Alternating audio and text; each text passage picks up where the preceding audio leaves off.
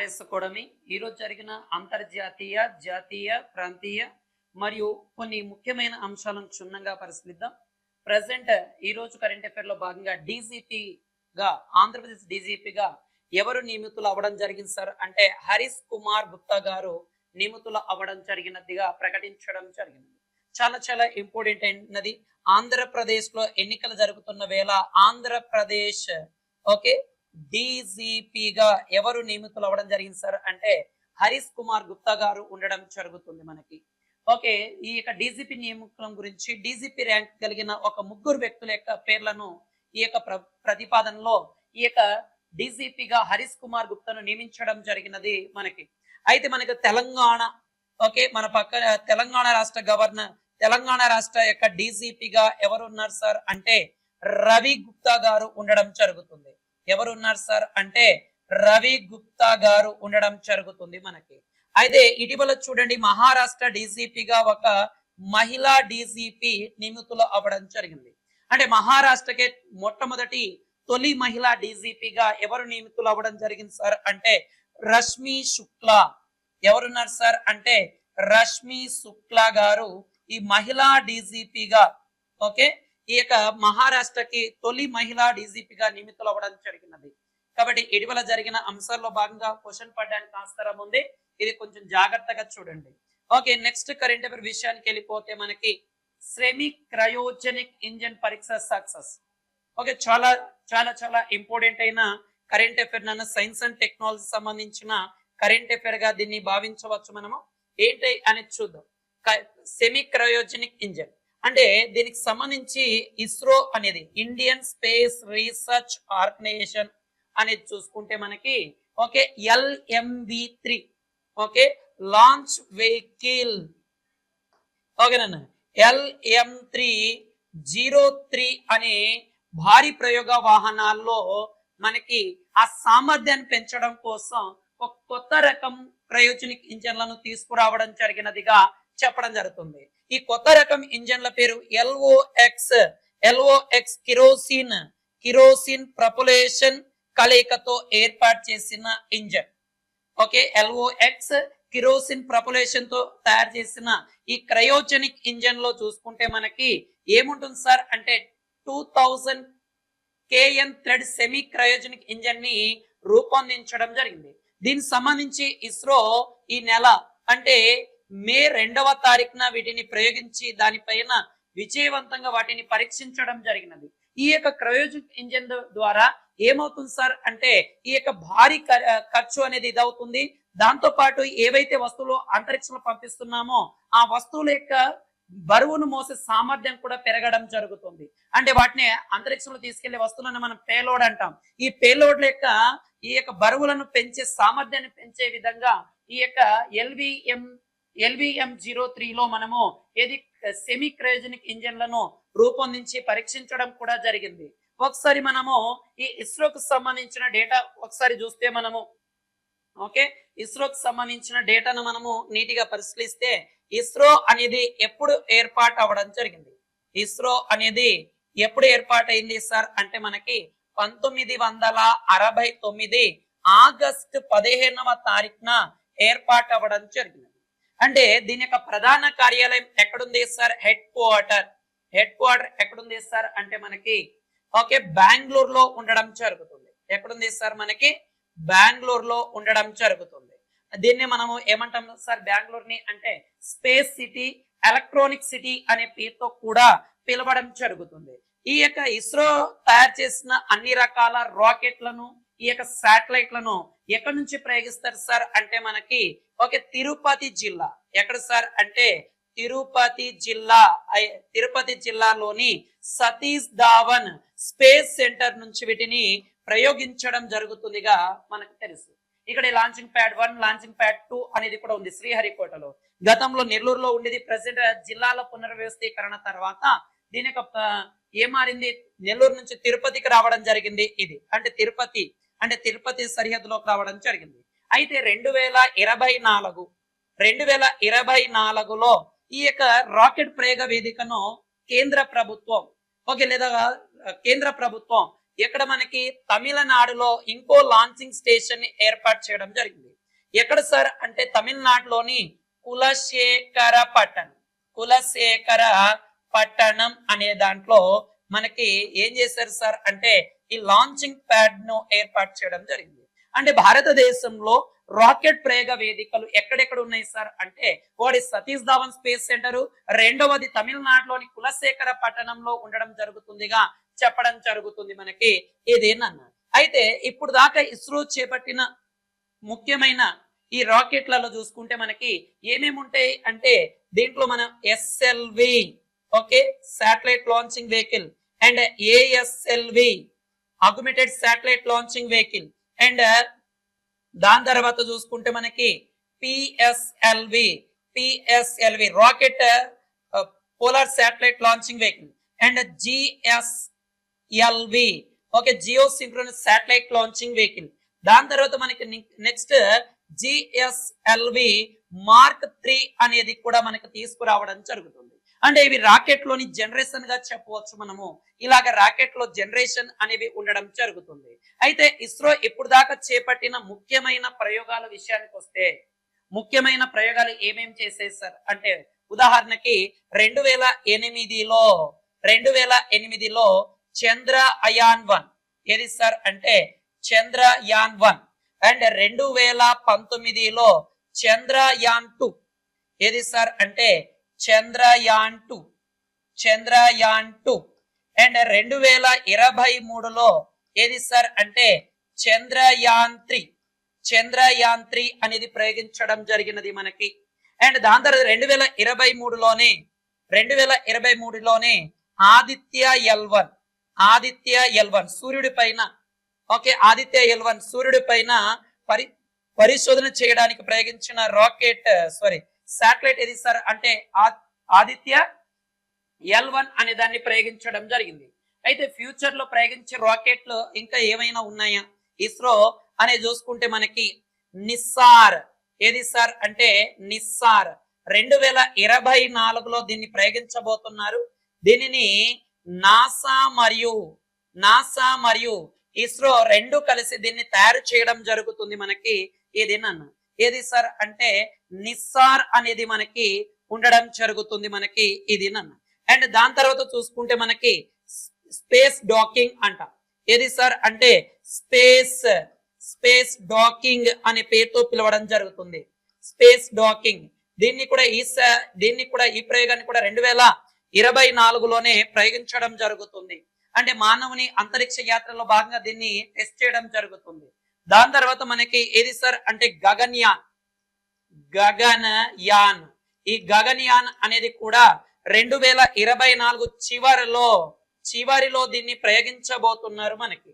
దాని తర్వాత చూసుకుంటే గగన్యాన్ 2 ఓకేనన్న గగన్యాన్ 2 ఈ గగన్యాన్ 2ను చూసుకుంటే 2025లో ప్రయోగించనున్నారు మనకి. దాని తర్వాత చూసుకుంటే వీనస్ లేదా శుక్రయాన్ ఏది సార్ అంటే వీనస్ లేదా శుక్రయాన్ దీనిని 2025 మధ్యలో ప్రయోగించనున్నారు.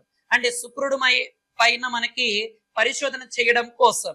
అండ్ మార్స్ ఆర్బిటర్ ఓకేనా మార్స్ ఆర్బిటర్ లేదా దీన్ని మనం ఏమంటాం సార్ అంటే మంగళయాన్ 2 ఏది సార్ అంటే మంగళయాన్ 2 దీన్ని కూడా 2025-26 మధ్యలో ప్రయోగించనున్నారుగా చెప్పడం జరుగుతుంది మనకి. ఆల్రెడీ మంగళయాన్ అనేది గతంలో మార్స్ ఆర్బిట్ ని గతంలో 2013లో అంటే మంగళయాన్ 1 మామ్ 1 ని 2013లో ప్రయోగించారు. మళ్ళీ 2025-26లో మంగళయాన్ 2 ను ప్రయోగించబోతున్నారు. అండ్ దాని తర్వాత చూసుకుంటే మనకి ఓకేనా గగన్యాన్ 3 ఇది కూడా 2025 చివరిలో ప్రయోగించనున్నారు నాన్న మనకి.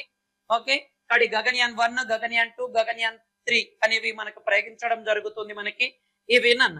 దాంతో పాటు 2035 నాటికి ఇండియన్ స్పేస్ స్టేషన్ అంతరిక్షంలో ప్రయోగ కేంద్రాన్ని కూడా ఏర్పాటు చేయబోతున్నామని కూడా ప్రకటించడం జరుగుతుంది. అంటే ఇస్రో భవిష్యత్తులో చేపట్టబోయే ప్రాజెక్టులన్నీ కూడా లిస్ట్ చెప్పాను మనకు. ఇది సైన్స్ అండ్ టెక్నాలజీ విభాగంలో భాగంగా మన క్వశ్చన్ పడడానికి ఆస్కారం ఉంటుంది చూడండి. ఓకే, నెక్స్ట్ కరెంట్ అఫైర్ విషయానికి వెళ్ళిపోతే ఓకేనా, బొట్స్వానా అనే ప్రాంతంలో అక్కడ ఉండే డెల్టా ప్రాంతంలో ఒక జీవి ఏమైంది సార్ అంటే మనకి కాలువలో చిక్కున్నట్లుగా ప్రకటించడం జరిగింది. ఏది సార్ అంటే బొట్స్వానా అనే దేశంలో ఒక డెల్టా ప్రాంతంలో, అదే వాంగో డెల్టా, ఆ డెల్టా పేరు ఏంటి సార్ అంటే వాంగో డెల్టా. ఈ డెల్టా ప్రాంతంలో హిప్పోపోటామస్, ఏది సార్ అంటే పొటామాస్ అనేవి ఏమైనాయి సార్ అంటే ఈ వాంగో డెల్టా ప్రాంతంలో ఇవి చిక్కుకోకపోవడం జరిగింది. దీనికి సంబంధించి మన కరెంట్ అఫైర్ లో రావడం జరిగినది మనకి ఇది నన్న. ఈ హిప్పోపోటమాస్ అనేది చూసుకుంటే చాలా బరువైన తల అండ్ తోక కలిగి ఉండడం జరుగుతుంది మనకి. ఈ మధ్యలో ఉబ్బెత్తుగా ఉండడం జరుగుతుంది మనకి ఇది నన్న. అయితే హిప్పోపోటమస్ అనేది చూసుకుంటే దీంట్లో 2 జాతులు కలవు. హిప్పోపోటమస్ లో ఎన్ని జాతులు ఉంటాయి సార్ అంటే 2 జాతులు ఉండడం జరుగుతుంది మనకి. ఒకటి హిప్పోపోటమస్ యాంపి, ఏది సార్ అంటే యాంపీబియాస్, హిప్పోపోటమస్ యాంపీబియాస్. రెండవది చూసుకుంటే కోరోపిసెస్ లైబ్రేరియన్ అనేది ఉండడం జరుగుతుంది మనకి ఇది నన్న. ఈ హిప్పోపోటమస్ ని ఏమంటాం సార్ అంటే ఓకే హిప్పోస్ లేదా రివర్ హార్స్ అని కూడా పిలుస్తారు. రివర్ హార్స్ అనే పేరుతో కూడా పిలవడం జరుగుతుంది. అయితే దీని గురించి మనం ఎందుకు చదువుతున్నాం సార్ అంటే ఐయుసిఎన్ ఇంటర్నేషనల్ ఓకేనా ఇంటర్నేషనల్ యూనియన్ ఓకేనా. ఇది మనం ఎందుకు చెప్పుకుంటున్నాం సార్ అంటే మనము దీని గురించి ఇది ఒక అంతరించిపోయే జీవజాతుల్లో ఉండడం జరుగుతుంది. దీన్ని ఇంటర్నేషనల్ యూనియన్ కన్జర్వేషన్ నేచర్ అనే పేరుతో పిలుస్తారు. అయితే ఇది ఈ యొక్క హిప్పోపోటమస్ ను అంతరించిపోయే ఏ దాంట్లో సార్ అంటే అంతరించిపోయే జాతుల్లో చేర్చడం జరుగుతుంది. అంటే అంతరించిపోయే జాతుల్లో దీన్ని చేర్చడం జరిగినది హిప్పోపోటమస్ ను. ఓకే, ఇది ప్రపంచవ్యాప్తంగా ఏవైతే అంతరించిపోతున్న జీవజాతులు ఉంటాయో వాటిని పరిరక్షిస్తూ ఉంటుంది international union conservation of nature అనేది. ఇది మనకి దీని యొక్క ప్రధాన కార్యాలయం ఎక్కడుంది సార్ అంటే గ్లాండ్ అంటే స్విట్జర్లాండ్ లో ఉండడం జరుగుతుంది.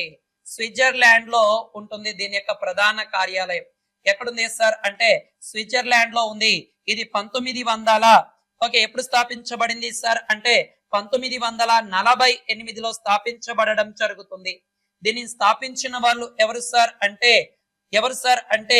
జూలియస్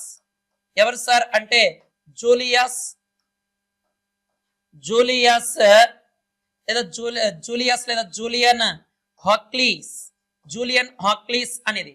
ప్రెసెంట్ ఐసియుఎన్ యొక్క అధ్యక్షుడు ఎవరున్నారు సార్ అంటే బ్రునైన్ బెర్గ్స్ అనే వ్యక్తి ఉండడం జరుగుతుందిగా చెప్పవచ్చు మనకి ఇది నన్ను. చాలా చాలా ఇంపార్టెంట్ అయినది. నెక్స్ట్ కరెంట్ అఫైర్కి వెళ్ళిపోతే భారత సంతతి చెందిన వ్యోమోగామి సునీతా విలియమ్స్ గారు 3వసారి అంతరిక్షంలోకి వెళ్ళనున్నట్టుగా ప్రకటించారు. 3వసారి ఎక్కడికి సార్ అంటే అంతరిక్షంలోకి వెళ్ళనట్లుగా ప్రకటించడం జరిగినది. 3వసారి నాన్న. అయితే ఈ 3వసారి ఎవరు సునీతా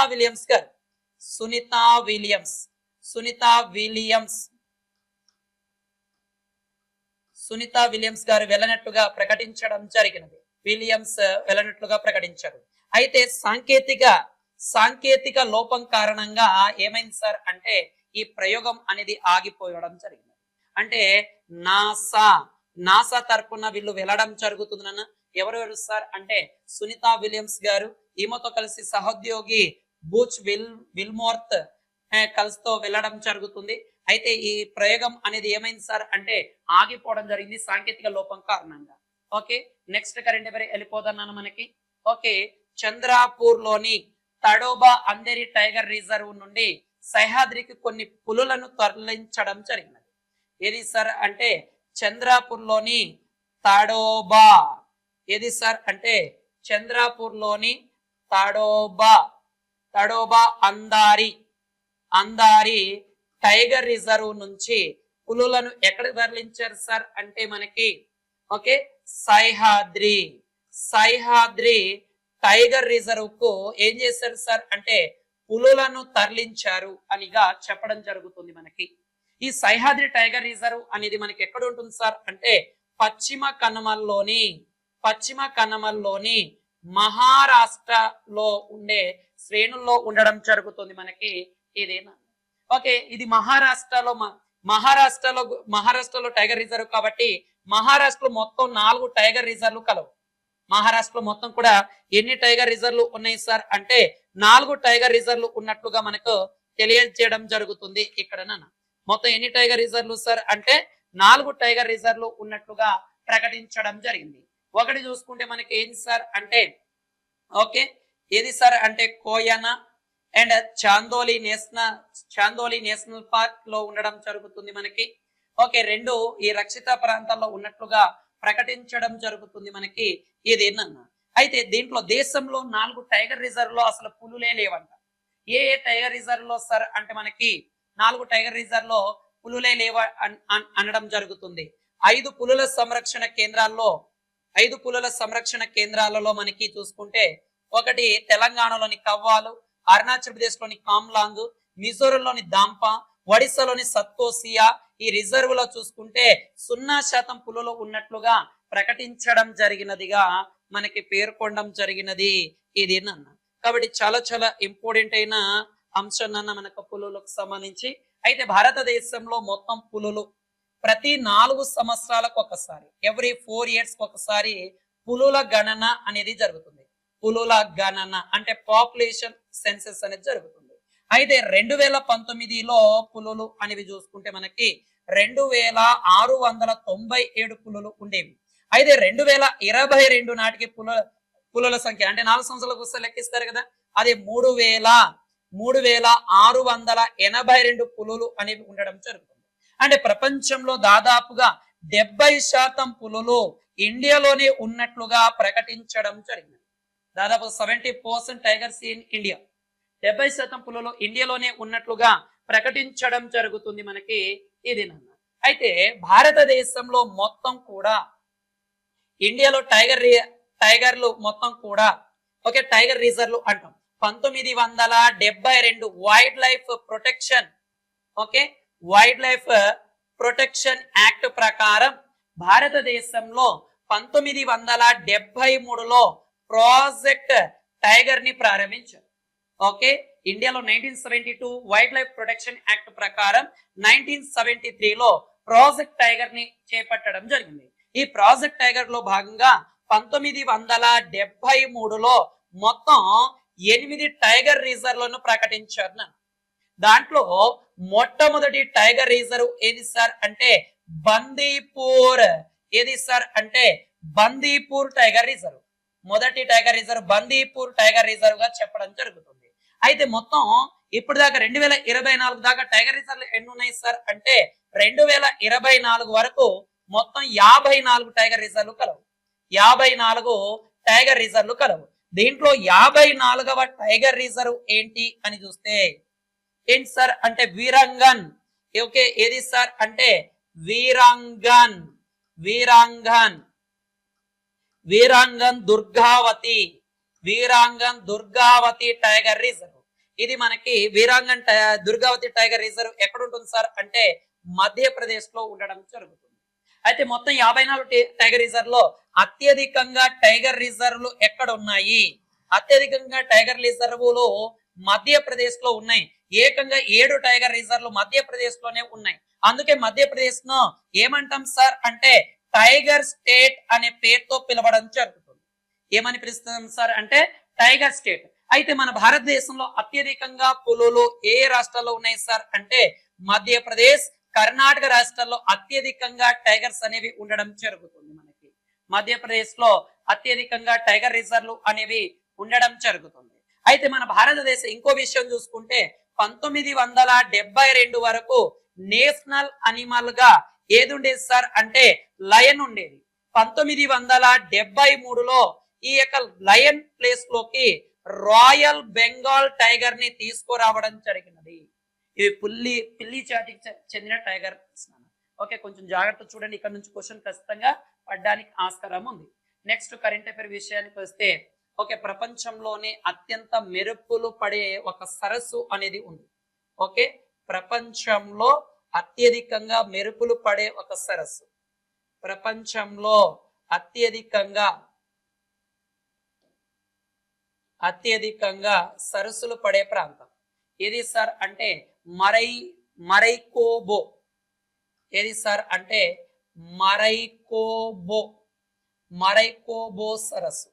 ఈ మరైకోబో సరస్సు దగ్గర మనకి కేవలం సగటున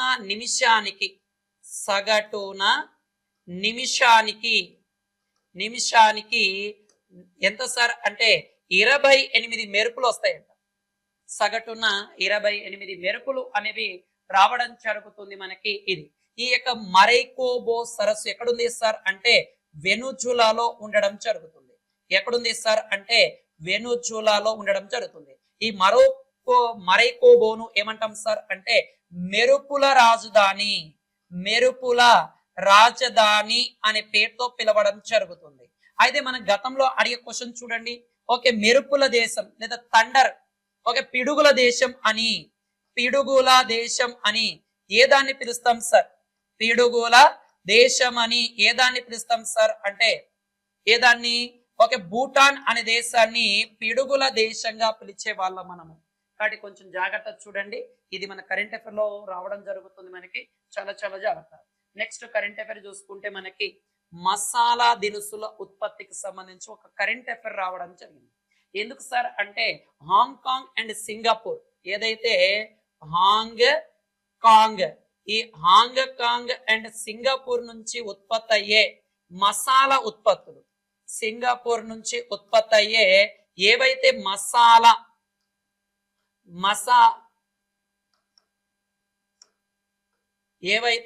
మసాలా ఉత్పత్తులు ఉంటాయో ఈ మసాలా ఉత్పత్తులు అనేవి చూసుకుంటే మనకి ఏమవుతాయి సార్ అంటే ఓకే, ఈ మసాలా ఉత్పత్తులు తీసుకోవడం వలన క్యాన్సర్ వస్తుంది అని ఈ మసాలా ఉత్పత్తుల పైన నిషేధం విధించడం జరిగింది.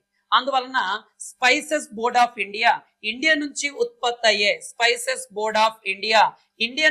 ఉత్పత్తి అయ్యే మసాలా ఉత్పత్తులను కూడా టెస్టింగ్ చేసి ఉత్పత్తి చేయాలని ప్రకటించడం జరిగింది. ప్రపంచంలో అత్యధికంగా మసాలా ఉత్పత్తులో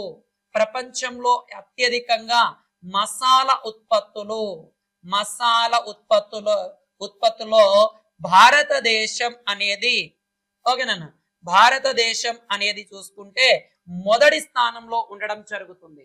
అయితే ఇండియాలో మొదటి స్థానంలో ఉన్న దేశం మధ్యప్రదేశ్, రాజస్థాన్, గుజరాత్, ఆంధ్రప్రదేశ్ అండ్ తెలంగాణ రాష్ట్రాలు ఉండడం జరుగుతుంది. ఓకే, కొంచెం జాగ్రత్తగా చూడండి. ఇక్కడ నుంచి ఇటీవల ఏ దేశం నుంచి మసాలా ఉత్పత్తులు నిషేధించబడ్డాయి, ఆ మసాలా ఉత్పత్తుల వలన వచ్చే వ్యాధి క్యాన్సర్ అనేది రావడం జరుగుతుంది. అంటే క్యాన్సర్ కారక అయిన ఇథిలిన్ ఆక్సైడ్లు ఉన్నట్లుగా వీళ్ళు గుర్తించి ఈ బ్రాండ్లను బ్యాన్ చేయడం జరిగినది. ఓకే, నెక్స్ట్ కరెంట్ అఫైర్ విషయానికి వెళ్ళిపోతే పంచాయతీరాజ్ సంస్థలలో ఎన్నికైన మహిళా ప్రతినిధులు అందరూ కలిసి ఓకే, ఈ పంచాయతీరాజ్ లో ఎన్నికైన మహిళా ప్రతినిధులు ఎవరైతే ఉంటారో వీళ్ళందరూ కూడా United nation population and development కి ఈవెంట్ లో హాజరవ్వడం జరిగింది.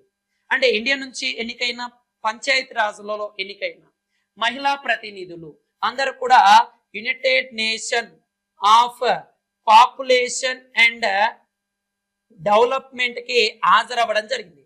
హాజరయ్యి వీళ్ళు ఏం చేశారు సార్ అంటే సస్టైనబుల్ డెవలప్మెంట్ గ్రోత్ లో వీళ్ళ యొక్క పాత్ర ఎలాగుంది, మహిళల యొక్క పాత్ర అనేది ఎలాగా ఉంది, దానితో పాటు మహిళల న్యాయకత్వం ఎలాగా ఉంది అనే దానిపైన వీళ్ళు ఈ సమిట్ లో పాల్గొనడం జరిగింది. చాలా చాలా important. United nation fund and development లేదా డెవలప్మెంట్ లో భారతదేశ మహిళా ప్రతినిధులు ఏదానికి సంబంధించిన పంచాయతీరాజ్, ఏదానికి సంబంధించిన వాళ్ళు సార్ అంటే పంచాయతీరాజ్ లో ఎన్నికైన మహిళా ప్రతినిధులు దీనికి హాజరవ్వడం జరిగినది. ఓకే, భారతదేశంలో మనకి ఆల్రెడీ తెలిసిందే ఈ యొక్క మహిళా ప్రతినిధులకు సంబంధించి ఈ పంచాయతీరాజ్ చట్టాల ప్రకారం ఓకే, భారతదేశంలో 2008లో ఈ యొక్క స్థానిక సంస్థలలో ఏ దాంట్లో వస్తారు అంటే ఓకే స్థానిక సంస్థలు మరియు పంచాయత్ రాజ్ లో మహిళలకి 50% రిజర్వేషన్ కావాలని 110వ రాజ్యాంగ సవరణ బిల్లును ప్రవేశపెట్టారు. కానీ ఈ బిల్లు ఆమోదం పొందల. అందువలన ఈ యొక్క కొన్ని రాష్ట్రాలు చట్టాలు చేసుకొని వాటిని అమలు చేయడం జరుగుతుంది. మనకి ఈ దినం కొన్ని రాష్ట్రాలు దీన్ని అమలు చేయడం జరుగుతుంది. మనకి ఈ దినం అంటే 2024 నాటికి భారతదేశంలోని 21 రాష్ట్రాలు స్టేట్స్ అండ్ యూనియన్ టెరిటరీలలో మహిళలకి 50% రిజర్వేషన్ కల్పించడం జరిగింది. చాలా చాలా వాల్యుబుల్ ఇన్ఫర్మేషన్ అన్న. 2024 నాటికి 21 రాష్ట్రాలు కేంద్రపాలిత ప్రాంతాలలో మహిళలకి 50% రిజర్వేషన్ కల్పించారు. ఇక్కడ బిల్లును ఆమోదించాల, అది వీగిపోయింది. అయినా కానీ రాష్ట్రాలు ప్రత్యేకంగా చట్టాలు చేసుకుని అమలు చేస్తున్నాయి. ఓకే, ఇలాగా మొట్టమొదటిసారిగా మహిళలకు 50% రిజర్వేషన్ కల్పించిన మొదటి రాష్ట్రం బీహార్ అనేది చెప్పవచ్చు. ఏది సార్ అంటే బీహార్ రాష్ట్రం అని చెప్పవచ్చు మనకి. ఓకే, స్థానిక సంస్థలు అంటే మనకు ఒకసారి చూడండి అన్న. స్థానిక సంస్థలు అంటే మనకు బాగా తెలిసినది 73వ రాజ్యాంగ సవరణ. 73వ రాజ్యాంగ సవరణ అనేది ఈ 73వ రాజ్యాంగ సవరణ అనేది చూసుకుంటే మనకి ఏది సార్ 1991లో పివి నరసింహారావు ప్రధానమంత్రి కాలంలో ఈ చట్టం అనేది మనకు చేయడం జరిగింది. ఈ 1991 73 రాజ్యాంగ సవరణ ప్రవేశపెడితే ఇది 1992లో ఆమోదం చెందడం జరిగినది. అయితే ఈ చట్టం 1993 ఏప్రిల్ 24 నుండి అమల్లోకి రావడం జరిగినది. ఎప్పటి నుంచి అమల్లోకి వచ్చింది సార్? 1993 ఏప్రిల్ 24న. అందుకే ఏప్రిల్ 24ని మనము నేషనల్ పంచాయతీ రాజ్ డేగా కూడా సెలబ్రేట్ చేస్తాం. చూడండి, మనం నేషనల్ పంచాయతీ రాజ్ డేగా కూడా సెలబ్రేట్ చేయడం జరుగుతుంది మనకి ఈ దినం. దాని తర్వాత నెక్స్ట్ అంశం చూసుకుంటే ఈ పంచాయతీ రాజ్ లో చూసుకుంటే మనకి 243 ఏ ఆర్టికల్ నుంచి 243 ఓ వరకు ఆర్టికల్లో పంచాయతీ రాజ్ యొక్క విధులు రాయబడి ఉండడం జరుగుతుంది మనకి. అంటే దాదాపుగా 16 ఆర్టికల్స్ 28 అంశాల గురించి ప్రస్తావన అనేది దీంట్లో ఉండడం జరుగుతుంది. అంటే 243 ఏ నుంచి 243 ఓ వరకు 16 ఆర్టికల్లో 28 అంశాలు ఉండడం జరుగుతుంది. ఇది 11వ షెడ్యూల్లో 9వ భాగంలో ఈ పంచాయతీ రాజ్ గురించి మనకి చేర్చడం జరిగినది 73వ రాజ్యాంగ సవరణ ద్వారా మనకి. ఓకే, ఈ పంచాయతీ రాజ్ గురించి పంచాయతీల గురించి వీటి పోటీ గురించి మనకి తెలియజేసే ఒక శాసనం ఏది సార్ అంటే ఉత్తర మేరూర్ శాసనంగా చెప్పడం జరుగుతుంది మనకి ఏదేనన్నా. దాని తర్వాత మనకి ఈ పంచాయతీ రాజ్ కు సంబంధించి బలవంతరాయ్ మెహతా కమిటీ 1957లో వేస్తే 1958లో ఇచ్చింది. ఇది 3 అంచెల పంచాయతీరాజ్ వ్యవస్థను ప్రతిపాదించింది. అది మనకి ఏంటి సార్ అంటే ఏది మనకి జిల్లా స్థాయి ఏది సార్ అంటే 3 అంచెల పంచాయతీ గ్రామము మండలము జిల్లా స్థాయి 3 రకాల పంచాయతీ వ్యవస్థను ఇచ్చేసింది. దీని తర్వాత అశోక్ మెహతా కమిటీ ఇది మనకు 1977లో చేయబడినది నాన్న మనకి. అయితే ఇది తన నివేదిక 1978లో ఇవ్వడం జరిగింది. ఇది 2 అంచెల పంచాయతీరాజ్ వ్యవస్థను ఇచ్చేసింది, జిల్లా స్థాయి మండల స్థాయి. దీని తర్వాత మనకి దంతావాలా కమిటీ 1978లో దంతావాలా కమిటీ వచ్చింది. 1984లో సిహెచ్ హనుమంతరావు కమిటీ రావడం జరిగింది. దాని తర్వాత 1986లో ఎల్ఎం సింఘ్వి కమిటీ రావడం జరిగింది. 1987లో తుంగన్ కమిటీ రావడం జరిగినదిగా మనకు చెప్పడం జరుగుతుంది. ఓకే, ఈ కమిటీలన్నీ జాగ్రత్తనైనా. అయితే 1957లో ఉమ్మడి ఆంధ్రప్రదేశ్ లో ఓకే, జవహర్ లాల్ నెహ్రూ గారు, ప్రైమ్ మినిస్టర్ అయిన జవహర్ లాల్ నెహ్రూ ఎక్కడ సార్? మహబూబ్ నగర్ లోని షాద్ నగర్ లో మొదటి పంచాయతీని ఏర్పాటు చేయడం జరిగినదిగా ప్రకటించడం జరిగినది. అదే భారతదేశంలో మొదటి పంచాయతీ ఏది సార్ అంటే నాగూర్ పంచాయతీ రాజస్థాన్ లో ఇచ్చేయడం జరుగుతుంది, రాజస్థాన్ లో. అయితే ఈ చట్టాలు 1993 ఏప్రిల్ 24 తర్వాత ఈ చట్టం అమల్లోకి వచ్చిన తర్వాత భారతదేశంలో మొట్టమొదటి పంచాయతీరాజ్ చట్టాన్ని చేసినది కర్ణాటక రాష్ట్రం. మొదటి పంచాయతీరాజ్ చట్టం చేసింది, ఆ చట్టాన్ని అమలు చేసింది కూడా కర్ణాటకనే. ఇది కొంచెం జాగ్రత్తగా చూడండి అన్న. ఇది ఈ రోజు జరిగిన జాతీయ అంతర్జాతీయ కరెంట్ అఫైర్. మిగిలిపోయినది రేపటి కరెంట్ అఫైర్ లో చూద్దాం. ఆర్ఎస్ అకాడమీ కర్నూలు, మీ స్వామి సార్. జై హింద్.